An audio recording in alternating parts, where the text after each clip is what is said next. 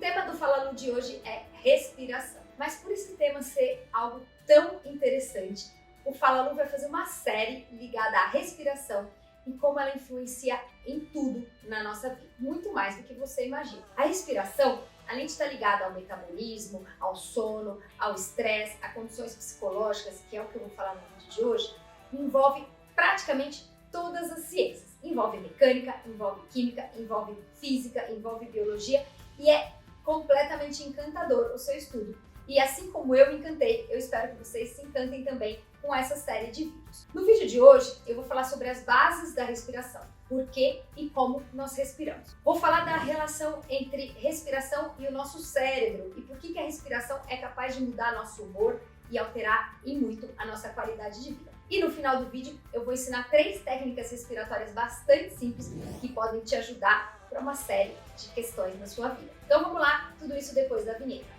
A ideia é trazer cada vez mais conhecimento em relação ao esporte, qualidade de vida, bem-estar e saúde, com informações sempre baseadas na ciência, unindo assim minhas paixões para trazer informação de qualidade e relevância de forma colaborativa e agregadora.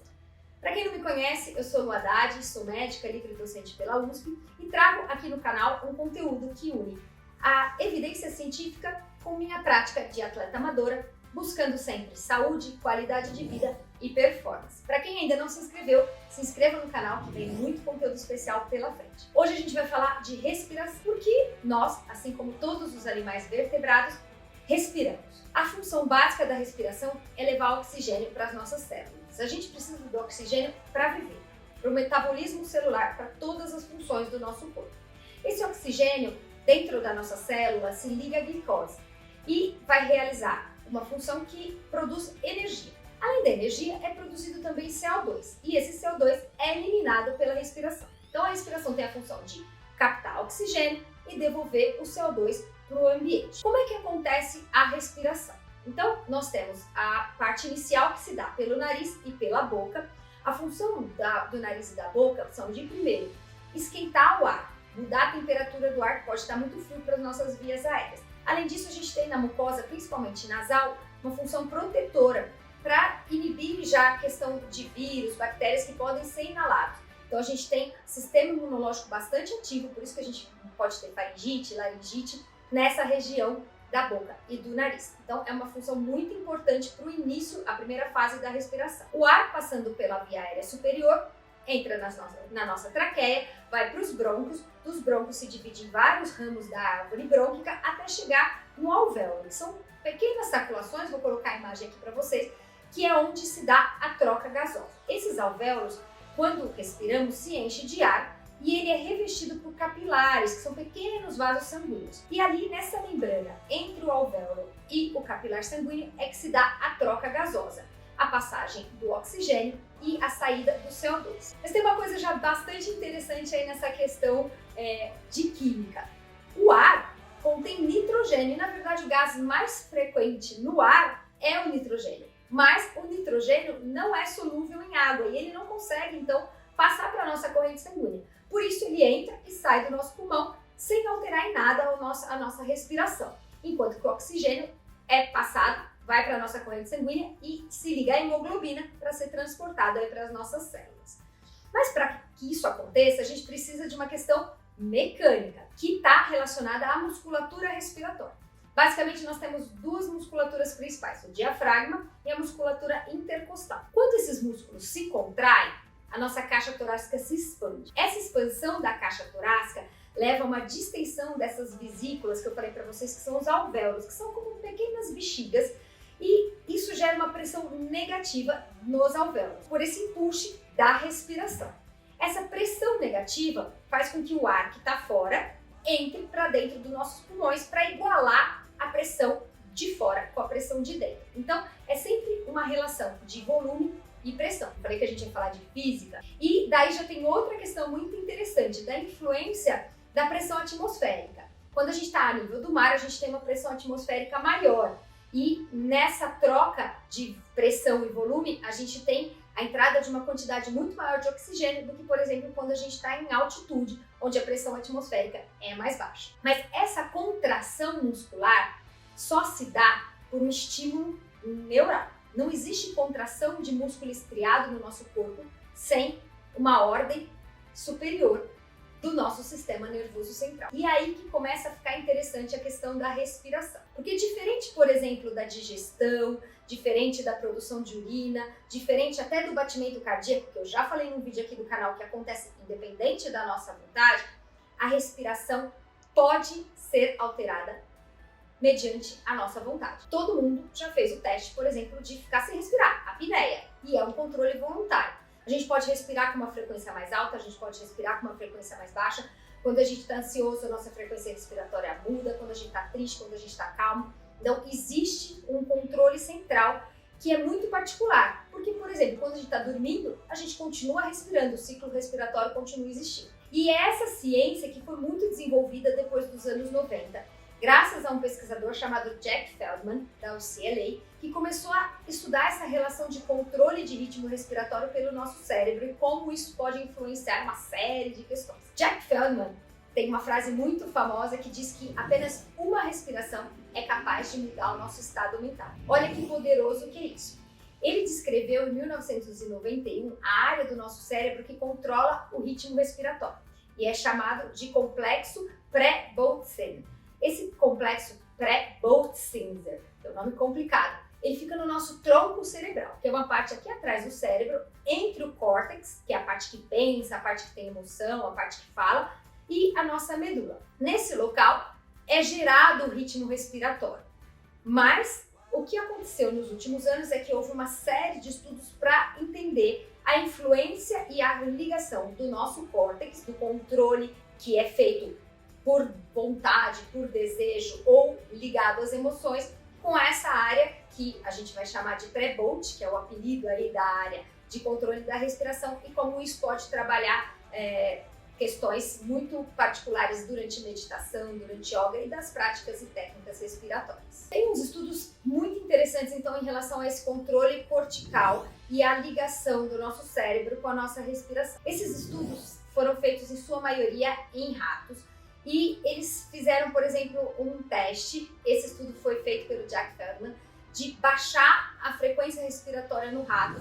E eles perceberam que ratos com frequência respiratória mais baixa, a frequência respiratória do rato é cerca de 4 a 5 vezes a nossa, mas baixando essa frequência respiratória, os ratos ficavam mais calmos e tinham menos reação de medo.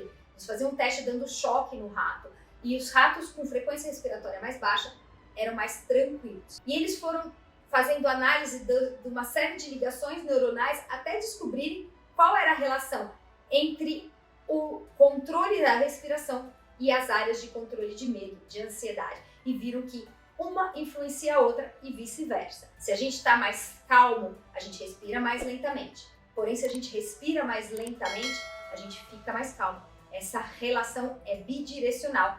E daí vem toda a ciência de técnicas respiratórias. Outro estudo muito interessante, esse sim feito por Stanford em humanos, trabalhou pessoas que tinham ido para a guerra do Iraque, soldados americanos que tinham sintomas graves de estresse pós-traumático.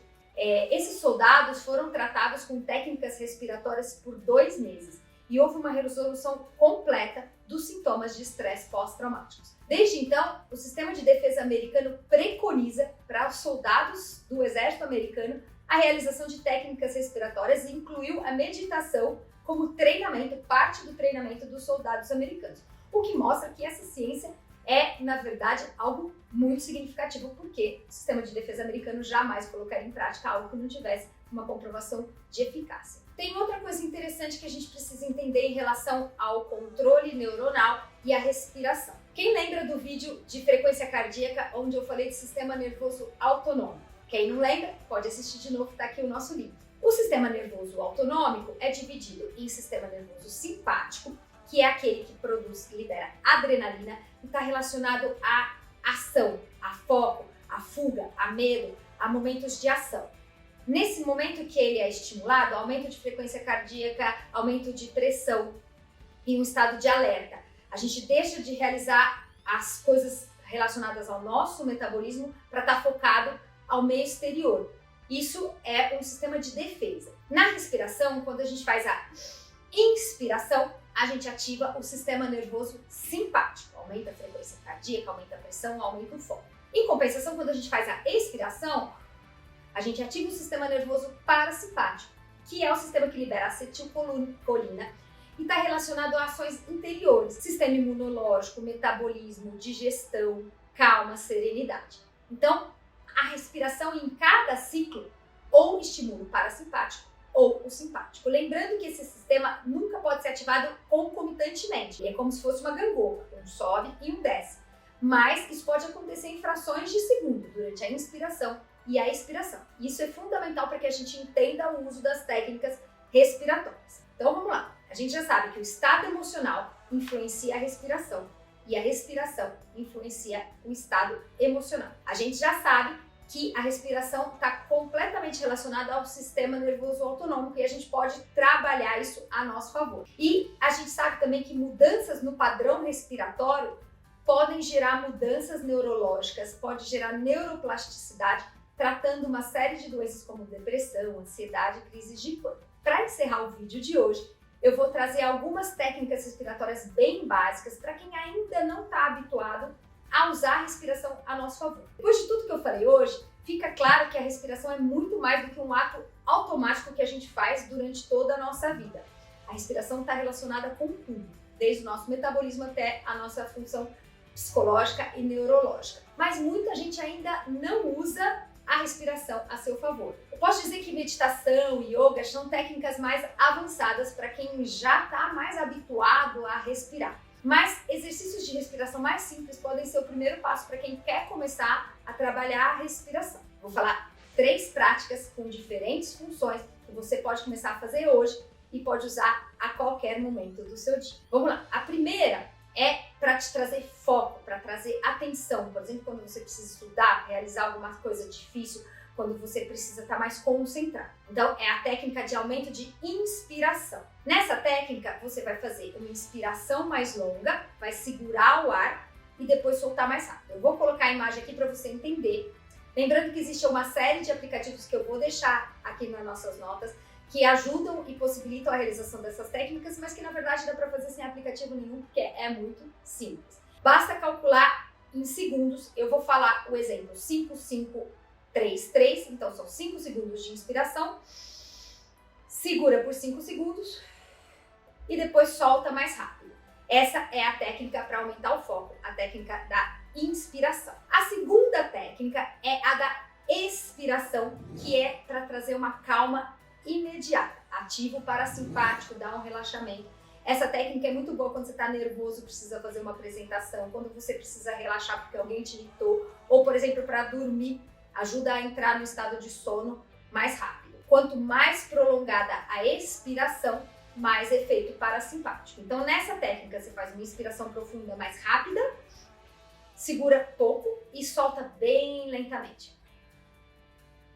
Quanto mais duradoura a expiração, mais ativo é o sistema parasimpático. Pode ajudar, por exemplo, para a digestão. Depois do almoço, do jantar, é ótimo para quem quer fazer uma digestão mais eficaz. E a terceira técnica é chamada técnica de equilíbrio, técnica de foco. Nessa técnica, você vai só prolongar o tempo de expiração e de inspiração, de maneira semelhante. Você vai ativar o simpático e o parasimpático. E a ativação concomitante desses dois sistemas alternadamente vai fazer com que ele trabalhe melhor. Quem não viu meu vídeo de HRV, assista, vai entender como é importante esses dois sistemas trabalhando de boa forma, eficazmente. Então, essa técnica é conhecida como técnica da respiração do quadrado. Para 5 segundos, então, são 5 segundos de inspiração, 5 segundos segurando o ar, 5 segundos soltando o ar e 5 segundos sem nada. Então, técnica do quadrado. Aí, por fim, quanto tempo tem que durar cada reta aí desse quadrado ou cada inspiração ou expiração na técnica 1 e 2? Isso depende da tolerância individual de cada um ao CO2. O CO2 é que traz a vontade de respirar, é ele que ativa a nossa célula por uma alteração de pH. Quem, por exemplo, faz mergulho em apneia, tem uma tolerância muito alta ao CO2, pode ficar 5 minutos, 7 minutos. Mas tem gente que não consegue ficar nem 30 segundos. Isso é treinável, mas para essas 3 técnicas a gente tem que usar o que a gente está mais tolerante. Então, para a maioria das pessoas que a tolerância é de 30 a 60 segundos, vale a regra que eu falei dos 5 segundos para cada reta do quadrado. Para quem tem uma tolerância maior ao CO2, você pode deixar 7 segundos, 10 segundos, até mais.